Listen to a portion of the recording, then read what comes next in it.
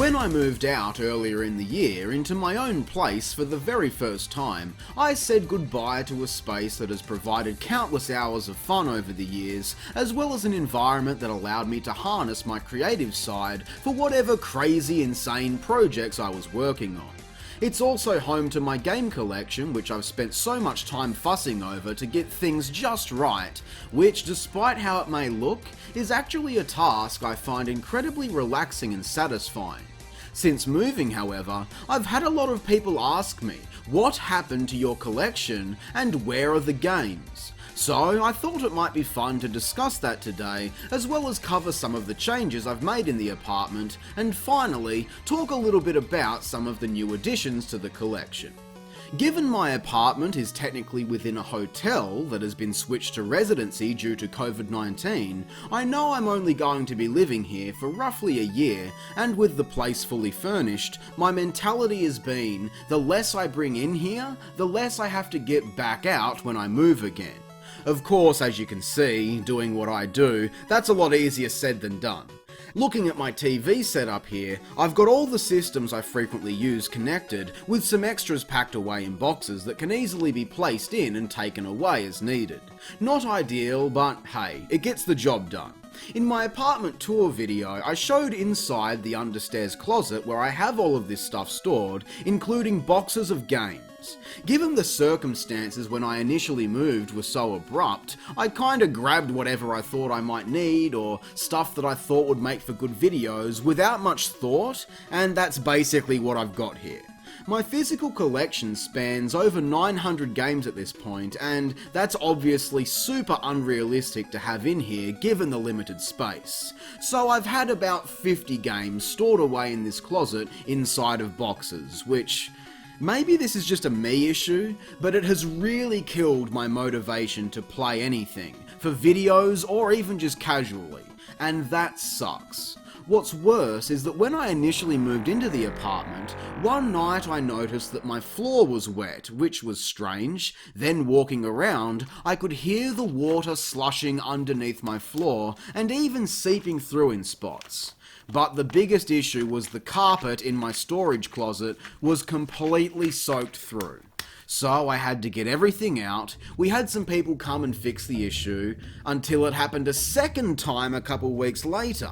At the end of May 2020, I actually had to pack all of my stuff, store it away or take it with me to a temporary spare apartment within the building while the floor was ripped up entirely to fix the water leak. To my knowledge, that big hole was the culprit, but there was also a defect outside that was allowing the water into the walls or something. It was a massive nightmare, but once I was finally able to get back in there, we had some strong downpours and there was no more water leaking in. This was when I shifted my setup to a better configuration. With all this going on, hopefully now it's clear why there has been so much game testing this year, taking priority over Square Eye Jack reviews, because it's been incredibly difficult finding the motivation to be productive or creative with all of my stuff in boxes, other issues I've been dealing with prior to moving, and my own personal water feature.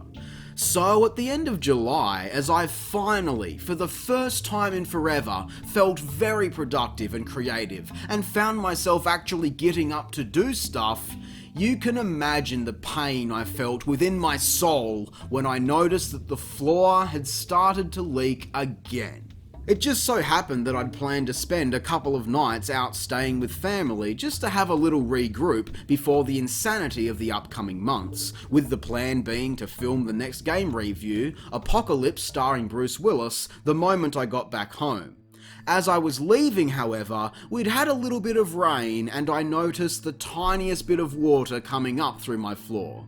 But being so done and so fed up with it, I just threw my hands up like whatever and left it for when I got back.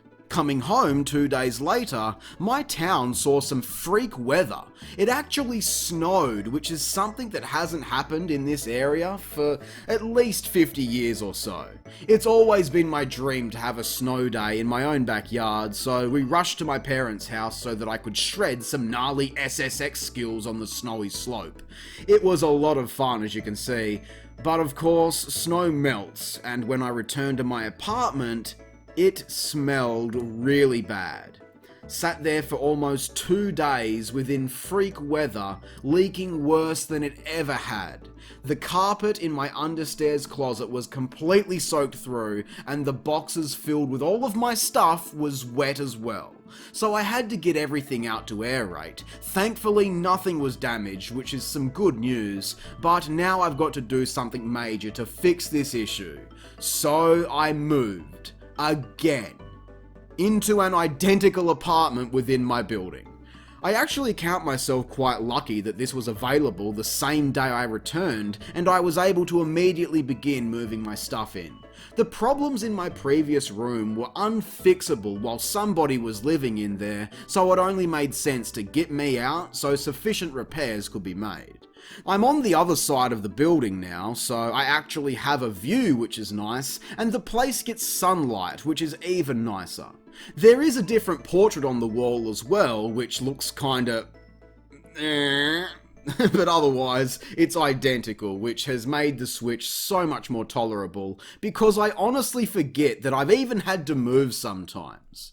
So, that's been all my drama for the last 4 months. Almost completely forgot Corona was even a thing amongst everything going on with me, but the big issue I still face is getting motivated to play games and get productive, though I may have found a fix for that. I decided it would be a good idea to introduce a game shelf to the space so that I can see what I've got to play. Not living out of boxes and being smaller, it's far less intimidating deciding what it is I'm in the mood for. You can see a lot of this selection is very random. Like I said, I just grabbed a bunch of stuff with zero thought when I initially moved, but even just within the 30 minutes I spent setting this up, it brought me back to what I used to have, and I'm finally excited to dive into a lot of these games. Which brings us to the main question here. Where is my collection? Now, just a heads up, this is going to be really weird. Trust me, it's so strange for me to see this, but my collection is in the same place it always has been, my old bedroom back home. As you can see, almost everything is packed away into boxes. A lot of this was initially moved into a storage unit because humans are shit at making sound decisions when moving out on a moment's notice, but it's all back here now. The game shelf has been stripped bare and everything essential has been moved to the storage within my apartment. It's surreal for me to see the room like this though, thinking back to all the crazy shit we've done in here, but also how much I've loved this place, and how much I fucking hate it now. The good thing is that if I ever need anything in particular, it's easy for me to come here and collect stuff or swap games over when necessary. Strangely, I've found the collection seems to be growing at an alarming rate this year. Despite no dedicated game room, and amidst a global pandemic, it's grown faster than it has any other year, which is kinda scary. Either I'm finding stuff I'm after at a good price, or people are sending stuff to my PO box for game testing. It all ends up here right now, immediately put into storage until I eventually move again and have the space for a game room once more. So just to end off this video, let me show you quickly some of the stuff that I've added to the collection in the past year. Of course, we completed the PS2 shovelware box 12 months ago, and out of 125 games, a surprisingly high count of 93 actually worked, which if you ask me, was $60 well spent at 50 cents per game. And a whopping 70 of those officially made it into the collection. Mostly because there was no way I was ever going to resell some of this shit. Around the same time, I also scored a Crash Team Racing pinball machine in the box, which is really cool. I'd had my eye on this exact item for about 18 months before I finally bought it, waiting and waiting as the price slowly dropped. Initially I thought someone had beaten me to it, but that deal fell through and I was next in line. One day this will be on display, but for now it's safely stored away in boxes with all of my other stuff. The biggest part of my collection that has grown since the previous update has been my handheld stuff. I was never into portable systems, not growing up with them, but I've grown a huge appreciation for them. My list of PSP games is slowly growing, while original DS stuff was the tipping point in my console wars allegiance, overtaking Xbox for what I own the most of out of each brand. And yes, can you spot the OCD with how mental I am for keeping track of this shit? Nothing really stands out a whole lot here, but there are a lot of games from franchises that I care about, which is the important thing to me. But I've also found myself growing to be quite a snob when it comes to Nintendo's Game Boy titles, as I've grown a real taste for complete in-box items. For the important series I care about, like Crash and Spyro, obviously it's far more understandable while I'm attracted to the idea.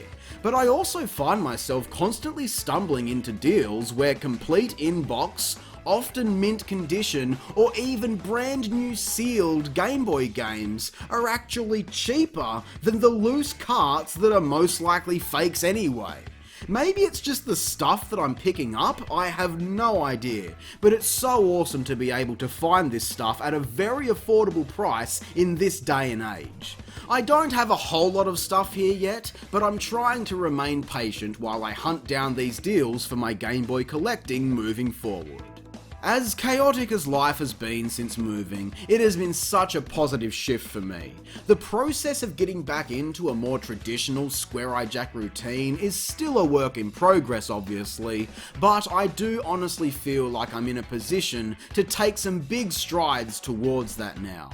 Anyway, I hope you found that interesting or whatever. If you did, be sure to leave a like, subscribe and share the video. I'm Square Eye Jack and I hope you have a great fucking day. Thanks for watching.